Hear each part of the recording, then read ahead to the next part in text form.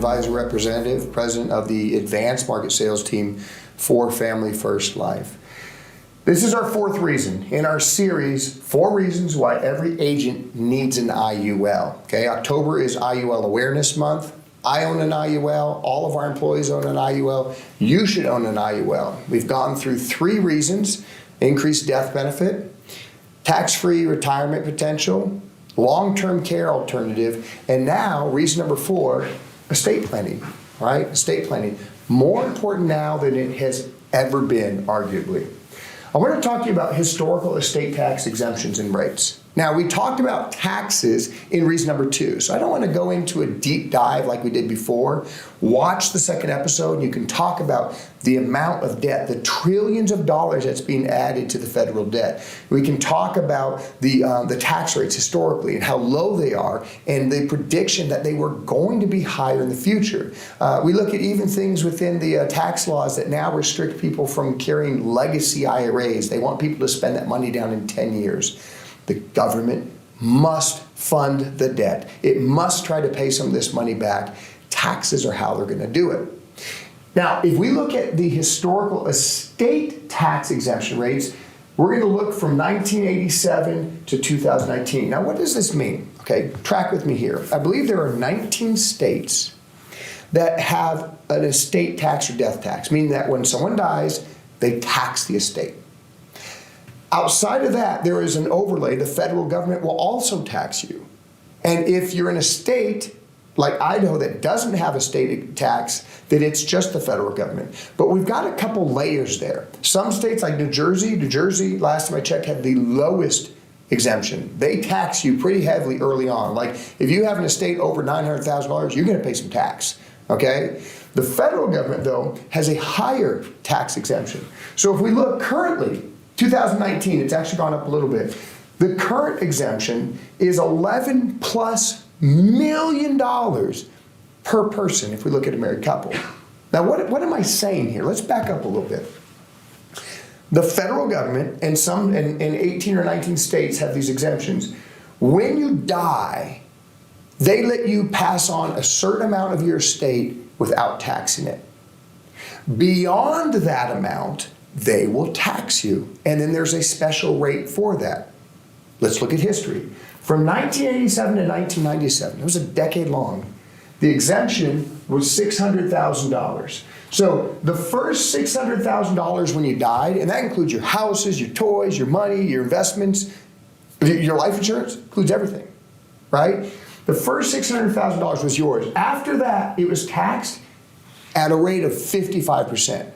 55%, woo! That's a heavy rate, right? Now let's look. In 98, 99, 2000, it continued to rise until in 2002 it hit $1 million. 2004, $1.5 million. 2006, 7, and 8, $2 million. See how that exemption started to rise? It then peaked out at about $5 million. And when this law came into effect, I believe it was President George Bush, it was $5 million plus inflation. And so you saw this number grow. Your exemption got higher and higher and higher. But what about the tax rate? It got lower. From 55 down to 49, down to 45, until during President Bush's administration, it went to just whatever the highest tax rate was, like 35%. Then Donald Trump raised the exemption, so now it's 11 point whatever plus inflation. So that's how it's climbed to 11.6. Now understand this. Let's say I have a lot of money. I think $30 million is a lot of money. I die. My wife gets my $11.6 million exemption. She dies, she gets to add them together.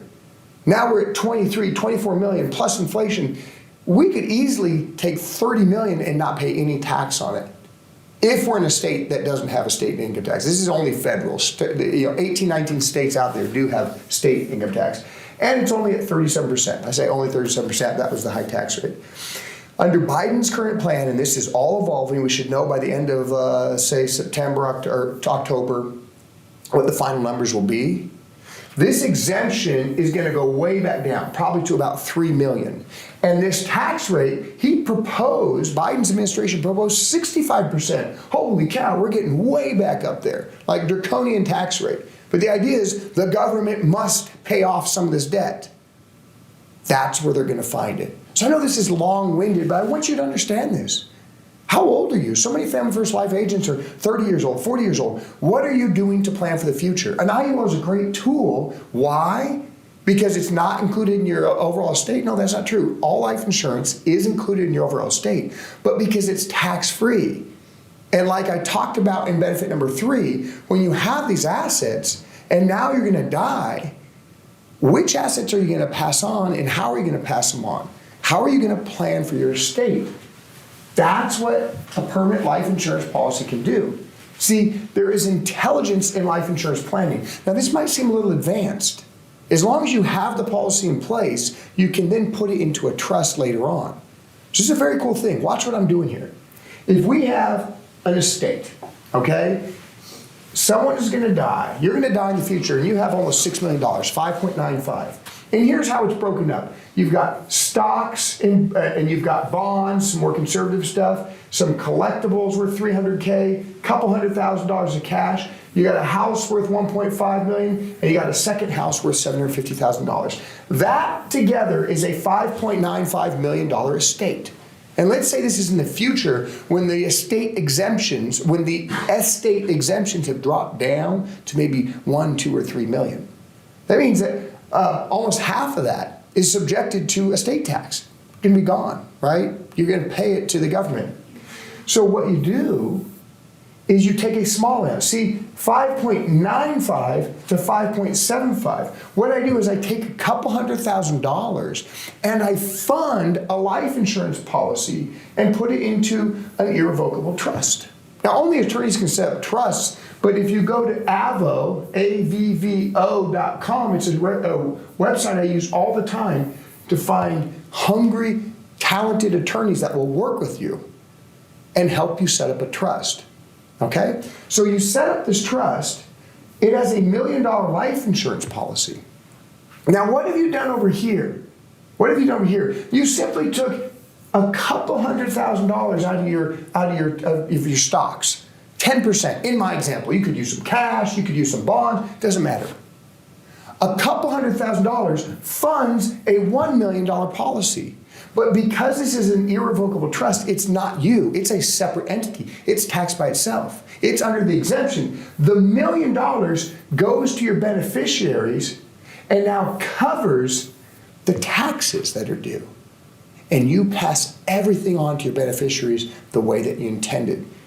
And it reflects what you want, and it reflects the hard work and determination, blood, sweat, and tears, and all those things that you put into the estate, which you want to pass on to your loved ones. Okay? So that's how it works. It seems a little bit complicated. It's not. And it's just another benefit. Most life insurance companies will allow you to change ownership of the policy. So if you start an IUL now, right, you can later on dictate who's going to be the owner and how the beneficiaries are going to pay out. Here's a quick video. It's 2 minutes long. Tom Hegnet does a great job of illustrating the benefit of having life insurance to cover estate taxes and to properly estate plan. Hello, Tom Hegnet here, author of 4 books and host of the popular public television show, Don't Worry, Retire Happy. You know, one of the challenges to farm families is how to pay estate taxes without losing the family farm. And many times wealthy people have a difficulty in understanding why they should buy a large life insurance policy, which can help. I remember one case. It was in Sterling, Colorado. I was called in where a rancher was worth about $15 million. And the financial professional was recommending $7 million of permanent life insurance to help pay for the estate taxes. Well, when we met with him, he said, heck, I don't need any life insurance. I'm loaded. I'm worth $15 million. In fact, I can tell you one thing. If I had one more penny to my name, the last place I'd ever put that penny would be life insurance. There's going to be no life insurance here today. Well, I'm used to that. That's a common objection. And so I just smiled and I said, look, I agree with you.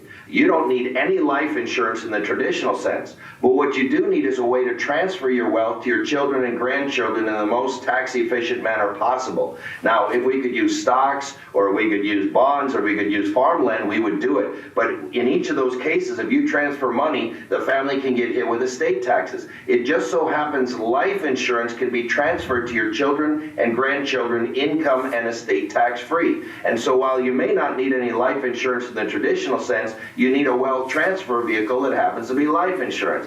Well, he just looked at me and he said, well, I don't like life insurance, and there's going to be no life insurance here today, and you can help yourselves right on out.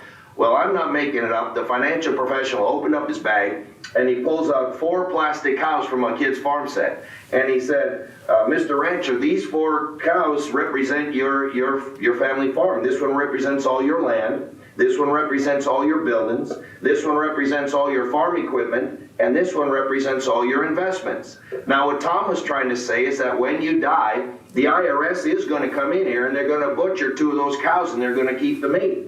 Now, if we just went along and took a little milk out of each of them their 4 cows, with that milk we could buy ourselves a life insurance policy. Now, when you die, the life insurance policy goes to the IRS, but your family gets to keep all 4 of your cash cows. Now, one of those 2 things is going to happen. You get to pick which one. And it was like a light bulb went off in his head. He said, well, heck, every rancher knows it's better to give up a little milk than to butcher 2 good cows. Now, what's my point? My point is I couldn't explain estate planning to him. The attorney couldn't explain it. The accountant couldn't explain it. You put 4 plastic cows in front of the guy, he turns into an estate planning genius. Look, again, it's Tom Hegna here, and I hope this tip will help you.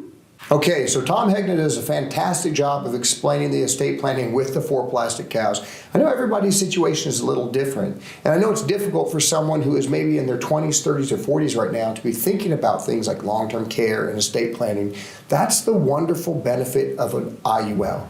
You put the IUL in place, you get it in coverage, it's permanent, you fund it, you build up the cash value, you can transfer it to a trust later on. You can use it for estate planning. You can use it for long-term care. All these different benefits that we have, the IUL is a fantastic tool. So you've got your 4 reasons, the 4 basic reasons why every agent needs an IUL.